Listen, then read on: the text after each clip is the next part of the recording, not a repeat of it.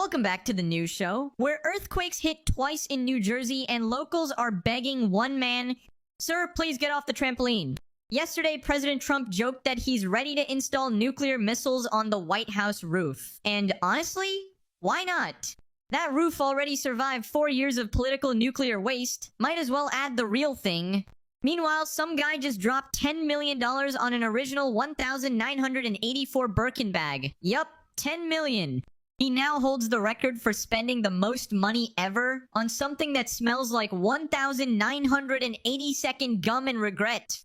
Trump also wondered if Jasmine Crockett is related to Davy Crockett. I mean, it kind of tracks. One fought at the Alamo. The other should be working at Alamo Car Rental. Michelle Obama wished Barack a happy 64th birthday, calling him the coolest guy I know. To which Barack replied, "Right back at you." Romance is alive, folks. A new study says running after dinner can help with erectile dysfunction, especially if you're running from a naked man wearing nothing but a black mask and sneakers. Nothing boosts testosterone like pure terror. Oh, and remember Grimace from McDonald's? Turns out, he's not a giant purple butt plug for Ronald McDonald, as some theorized. He's actually a taste bud. That explains the color. Also, explains why he's always smiling. I guess taste buds are into weird stuff. Anyway, a zoo in Denmark is now asking people to donate their pets to feed them to the carnivores. Yep. Don't want your hamster anymore? Toss it to the tigers. Honestly, that's also how some television networks handle interns. Now for some personal news. I was off yesterday getting a colonoscopy. Strangely, an unusual number of med students signed up to watch. Apparently, my lower intestines are trending. The good news? I got a clean bill of health and a free video of the procedure. Want to see it? No? Good. I didn't want to show it either. But they did find my old television remote in there, so win-win. The inside of my body is cleaner than the current state of our media. Let's be honest, the media now makes news the way Hollywood makes movies. Movies have scripts. So does the news. Movies have actors. So does the news.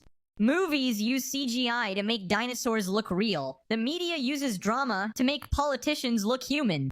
And their latest blockbuster? Gerrymandering. That's when political parties redraw voting maps to gain more power. It's as old as selling horse meat to orphanages, which, fun fact, is how I got my second vote. So, recently when Texas Republicans proposed a new voting map, Democrats literally fled the state to stop it. And right on cue, the media shouted, "They're destroying democracy! They're rigging the system! Donald Trump is back and he's stealing the election again!" But hold up, let's rewind. The Democrats were the OGs of gerrymandering. Texas is just playing catch-up. In Illinois, Republicans only hold 3 out of 17 seats, yet Trump got over 43% of the vote there. Massachusetts, 36% voted red. All 9 House seats went blue. California, Harris got 62%, but only 9 out of 52 seats are Republican. And don't forget, Democrats tried to make DC a state, hack the courts, and delete the Electoral College. And what's their main weapon? Language. They use sweet, vague phrases to distract you. Sex change becomes gender-affirming care. Illegal immigrants become undocumented and BR. Criminal justice reform means letting criminals go. Anti-racism often means racism, just reversed. They turn horrible policies into beautiful poetry so you don't realize you're being bamboozled. So if you're confused about gerrymandering, that's okay. You don't have to be an expert on voting maps. You just have to be an expert in not trusting the media. Because every time they cover a story, they twist it like a balloon animal at a kid's party. Not to inform you, but to push a narrative, settle a score, or protect someone they like. Let's be real. Journalists often know less about the topic than you do. Back when I worked at Men's Health, I could always tell when a six-pack abs article was total BS. Spoiler alert, you can't get rock-hard abs unless you're me. Now apply that same logic to everything. Climate, crime, economy, politics, all the headlines flunk the expert test. You're not dumb. They just think you are. Let's talk about the panel, and I gotta say, this lineup is wild. First up, we've got a guy who looks like he sells exotic animals out of a van behind a gas station comedian Rich Voss. Then there's Julie Banderas, who wrote a children's book, which is kind of like saying Jeffrey Dahmer published a cookbook. No offense. It's just unexpected. Then there's Kat Timpf, who apparently cured cancer by trash-talking her exes. Amazing. Science should take notes. And finally, Tyrus, the man who's on every grandma's bucket list. That's not a compliment, that's a fact. Anyway, we start off strong. Rich, buddy, you look like you just came from a dog-fighting ring that ended in a tie. But it turns out, he works at a barber shop that makes him wear that shirt. Which explains why he owns 3 of the exact same ugly shirt.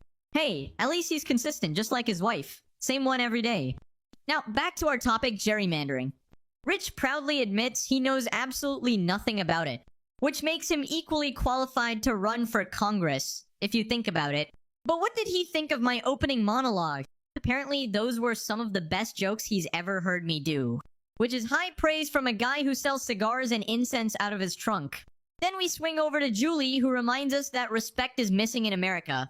Her book is all about teaching kids respect, which is funny because she admits she barely respects anyone. Hey, at least she's self-aware. Anyway, she uses the topic to go after Jasmine Crockett, who's mad that redistricting might make her lose her seat. Julie says, well, maybe she should lose it. Apparently some of these congresswomen don't even live in the districts they represent, which sounds sketchy until you realize that's kind of normal now. It's like ordering a pizza to your neighbor's house and calling it home delivery. Then we get into this brilliant moment of chaos. Why don't both parties just gerrymander the whole country like it's a messy kindergarten art project? They're already doing it. So take off the gloves, grab some crayons, and start redrawing. Kat points out that gerrymandering is one of those issues that's too boring to care about, until someone screams, "This is the end of democracy!" But then you look at Massachusetts, they have 0 Republicans in Congress. 0? And people are surprised? Kat says, I didn't know that because I have a job, a kid, a life, and pets. Fair enough. Greg agrees. We work in media. We don't know anything either. Comforting. That's exactly what you want to hear from the people giving you the news. Then there's a tender moment. Someone says Greg had a colonoscopy recently and it made him brave. Greg agrees. He is the bravest man on this panel. Tyrus quickly shuts that down. Under no circumstances will I ever call you brave. But he does feel bad for gerrymandering. You know, the guy this whole thing is named after. Poor Jerry just wanted to draw fair maps, and now his name is forever tied to political trickery. Then Tyrus breaks down the real numbers in Texas. Democrats control 79% of the districts. The new map would reduce that to 74%. That's what they're crying about, a 5% shift. So he says this whole meltdown is a backfire. People weren't even paying attention to this until now. Now they're starting to look at places like Massachusetts and say, wait a second, how did this happen? Turns out, it's been happening. We just weren't paying attention because Netflix exists. Tyrus ends strong. Even if you lose the vote or lose the argument, you're supposed to stay and fight, not flee the state and call yourself a hero. And on that noble patriotic note, we go to commercial. Because nothing says land of the free like a message from our sponsor about foot fungus. Let's pick up where we left off and it only gets weirder. Trump's back in the spotlight. He was spotted standing on the roof of the White House. And the press? Oh, they lost their minds. Reporters were screaming from below like it was a hostage situation. Mr. President, what are you doing up there? Sir, are you okay? Are you building something? Is the rose garden still rosy? Trump, as chill as ever, just waved and basically said, I'm just up here spending my own money for the country. And to be fair, yeah, he really does pay for a lot himself. Ballroom renovations? His money. New rose garden? His money. Roof upgrades? Probably a putting green and a BBQ pit up there too again. His money. Honestly, maybe he just wanted to be the highest guy at the White House. Even higher than Hunter Biden. Later, Trump called into CNBC and went full Trump mode. The Democrat Party is self-destructing. Crockett? Low IQ, total disaster. Is she related to Davy Crockett? A great gentleman. Sir, please, enough with the Crockett bit. We get it. Then he took a jab at the governor of Illinois, calling him probably the dumbest of all governors, and saying his own family kicked him out of the business. Someone else joked, yeah, because he ate all the other sheep. This show is chaos, and I'm loving every second. Then the host asks about poll numbers. Mr. Trump, do you have the best poll numbers ever? Trump today. Yes, best I've ever had. Ever. Amazing poll numbers. Among Republicans. 94%, maybe 95%. Everyone loves tariffs. Which, okay, sure. Then the big question. Will you run again? Trump today. Probably not. Which is politician speak for definitely maybe yes. Unless I say no later. Unless I change my mind. Which I won't until I do. The media, of course, tried to twist this whole Trump on the roof thing into a conspiracy. He's distracting us from something. He's covering up a scandal. He found Clinton's old underwear up there. Meanwhile, Trump's just shouting from the top of the White House, "Hey Peter, I can see you from here." Someone joked that he probably found Hunter's old bong or maybe a tennis ball from 1996. Someone else said he's confusing the roof with the couch. Honestly, I'm not even sure anymore. This show might be a fever dream. Kat jumps in with a fair point. Of all the things Trump's done, has he ever said, "I can't talk right now"? Number, even from the roof, he's doing press interviews. This man could be on the moon and still take a call just to tell you how great his approval rating is. Then comes my favorite analogy. Trump doing home upgrades with his own money is like that one neighbor who buys a new riding mower, cranks up the engine, and casually mows the lawn while staring at you like, "Oh, you still push? That's cute." He's showing off, but in a way that highlights how broken the system is. If it were a government-funded project, the roof wouldn't be finished until 2032, cost 5 times more, and fall apart in the rain. But Trump builds it fast, with his own money, and suddenly, the feds look like clowns. Also, let's be honest, he decorates like a gay millionaire from Miami. Gold toilets, marble everything, say what you want, his taste is dramatic and fabulous. Honestly, based on the way he builds, I'm surprised he doesn't already have the gay vote. Oh, and one more fun fact. Trump also said he wants to put nuclear missiles on the roof. And the Democrats replied, "Okay, but you have to power them with solar panels." Now that's bipartisan comedy, A+. Let's wrap this up with the most insane news segment of the night. First up, a guy known as Big Balls. No, seriously, that's his nickname. He's 19 years old, and he was brutally beaten in DC while trying to protect a woman from a gang of thugs trying to carjack her. Heroic? Absolutely. Smart? Questionable. But brave? Definitely. Now me, if someone tried to steal my car, I'd be like, "Do you want me to hold the door for you? Should I adjust the seat? Want me to Bluetooth your Spotify?" That's just self-preservation. Cat Timp said it best. That kind of courage, that's a whole different breed of human.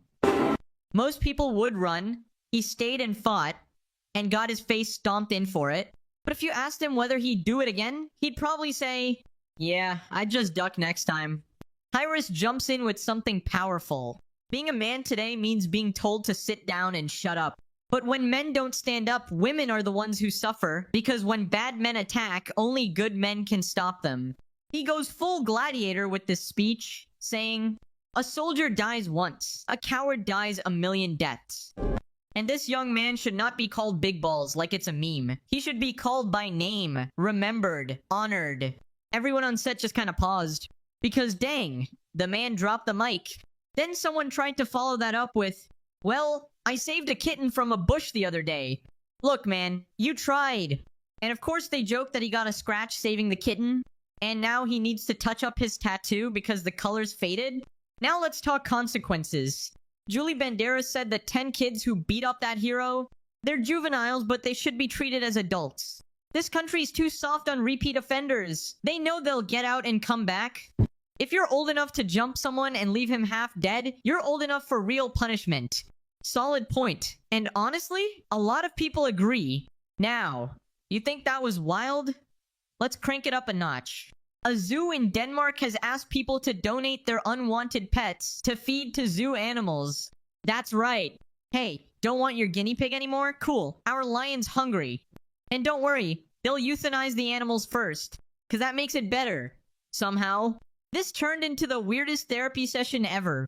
Rich Voss says he has a stray kitten living on his porch, but doesn't want to keep it. His wife called and said, "I pet the kitty." And he responded, "Did you have an orgasm?" Cue the audience collectively dying inside. Meanwhile, Julie tries to salvage the moment by saying, "This is cruel. I mean, the only rat I donate to a zoo is the one I used to be married to." Then Tyrus brings it home with logic. If a zoo can't feed its animals, that means it's out of money. And if it's out of money, shut it down. Don't ask people to sacrifice their hamsters. Then someone asks Kat if she ever let her pets kill other animals. And she goes, "No, but my cat Jeans used to do it for me." Classic. She says one time Jeans brought home a dead mouse like a romantic offering and she didn't eat it. Now he's probably sitting in a corner, all sad, like, "I killed for you and you didn't even taste it." Tragic. And finally, we end on a segment about Lizzo. She dropped a new song where she raps, "Give me space, it's too hot in here, sweating through my lace, trunk full of Ace, Waffle House, Denny's, Grand Slam, panties." Greg immediately loses it. He says, she just listed 12 heart attack causing restaurants in one verse. Also, Ozempic's clearly not working. Then Banderas roasts a progressive political scientist who criticized actress Sydney Sweeney, called her a butterface, which apparently means good body but her face. Banderas shoots back with, "That critic needs to stop eating sticks of butter by the pound." Turns out, Sweeney did the ad to raise money for domestic violence victims, but nobody's talking about that. Because people are too busy being mad that a blonde woman in jeans looks attractive. Kat sums it up. "You know what this is? It's not about politics. It's look envy. Fat women are angry, and I'm allowed to say that I've been both." She says during the Biden years, all these activist types were being called brave for showing up on television in crop tops. But now, America's like, "Nah, you're not brave. You're just out of breath." Greg jokes, "Honestly, I don't think Sydney Sweeney is that hot. She's just young, fit, and wearing jeans." And that's enough to set the internet on fire now. We close the show with a debate over whether people should donate pets to zoos. Someone brings up Richard Gere, don't Google it. And someone else says they once found a television remote in their colon. Don't ask. Just hit subscribe.